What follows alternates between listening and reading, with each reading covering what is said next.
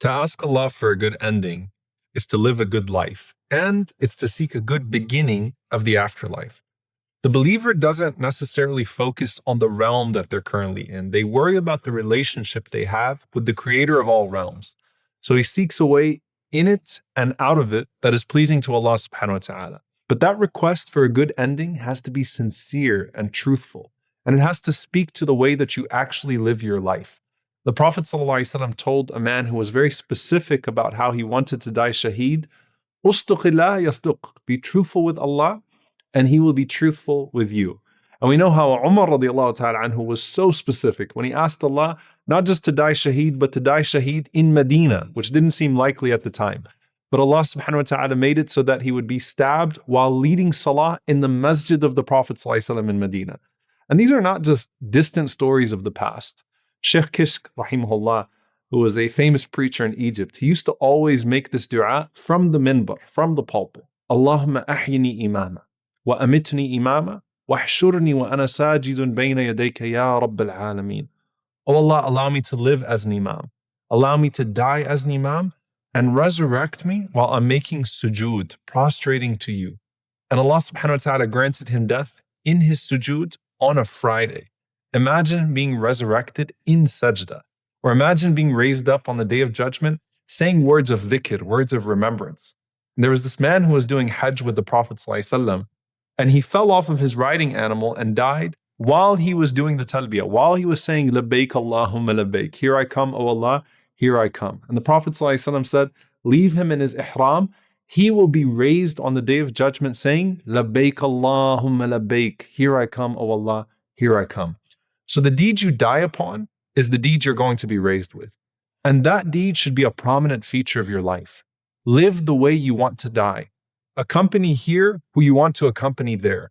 Build the home you want to live in there while you're still here. And your very last moments here are your first moments there. وَنُفِخَ فِي الصُّورِ فَصَعِقَ مَنْ فِي السَّمَاوَاتِ وَمَنْ فِي الْأَرْضِ إِلَّا مَنْ شَاءَ اللَّهُ ثُمَّ نُفِخَ فِيهِ أُخْرَى فَإِذَا هُمْ قِيَامٌ يَنْظُرُونَ. The trumpet will be blown, and all those in the heavens and all those on the earth will fall dead, except those Allah subhanahu wa ta'ala chooses to spare. And then it will be blown again, and they will rise up again, staring in anticipation. The horn blows on the day of judgment, and we're doing and saying exactly what we were when we died.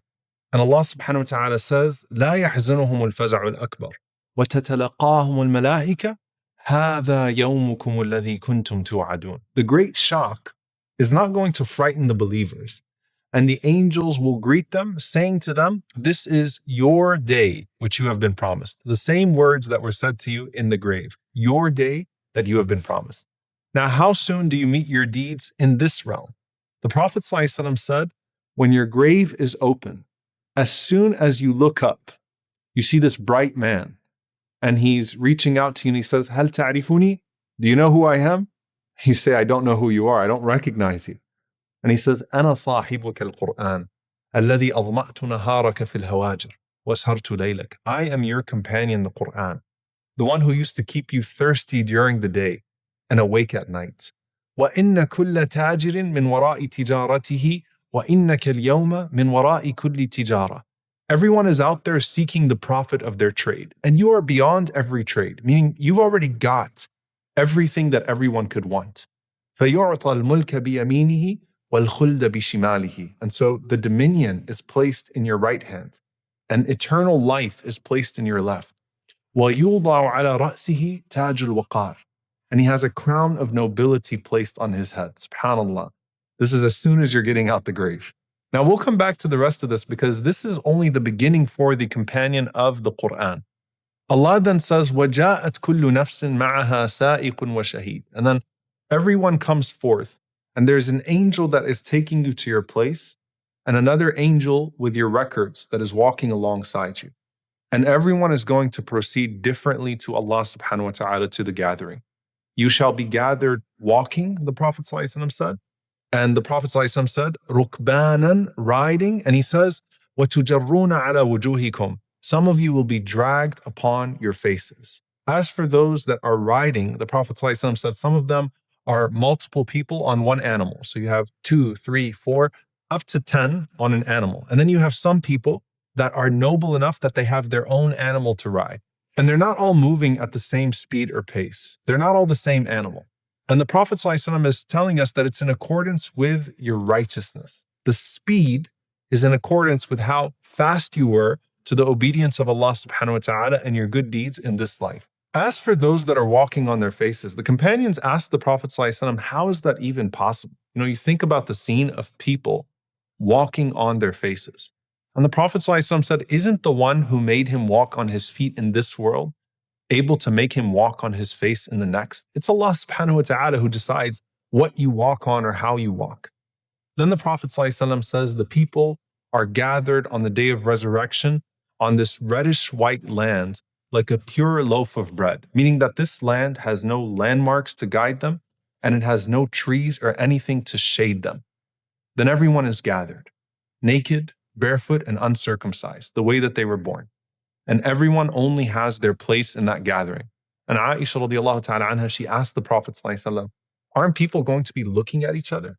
And he said to Aisha radiallahu anha, الْأَمْرُ أَشَدُّ مِنْ ذَلِكَ لِكُلِّ امْرِئٍ مِّنْهُمْ شَأْنٌ يُغْنِيهِ, that everyone is too concerned with their affair to be thinking about what other people are wearing or not wearing. Everyone's focused on the matter at hand, the day of judgment. It's that severe for people that they can't even notice their nakedness. And then the Prophet ﷺ said the sun is brought so near that you could reach out and touch the sun. فَيَكُونُونَ فِي الْعَرَقِ بِقَدْرِ أَعْمَالِهِمْ. And so everyone will be in their sweat in accordance with their deeds. Amongst them, the Prophet ﷺ said, are those that will be covered up to their ankles. And then amongst them are those who will be covered up to their knees. And amongst them are those who will be covered up to their waist. And amongst them are those, the Prophet ﷺ said, who will be drowning in their sweat. SubhanAllah. Now at this point, there are people who are also being consumed by the land. And that's tied to a very specific sin, the sin of wrongfully taking the land of someone else in this world. The Prophet ﷺ said, those people will literally sink down the 7 layers of land on the Day of Judgment. And then there is this one who is burdened by the property that they didn't pay zakat on. And the Prophet ﷺ said that that property is heated and placed on their body.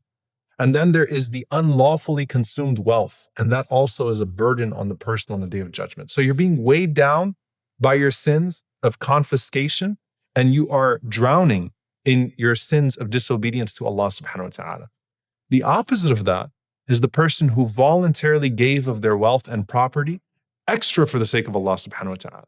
And for that person, not only are they not sinking or boiling, Allah subhanahu wa ta'ala puts shade over them from the sun.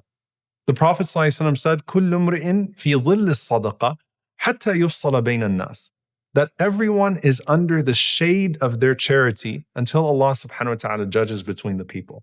Now this is not referencing the shade of the throne of Allah subhanahu wa ta'ala, but it's the shade of your spending for His sake. Only a select few have the shade of His throne subhanahu wa ta'ala, but every believer has the shade of their charity, and hopefully not the sinking of their theft that we see in the previous situation.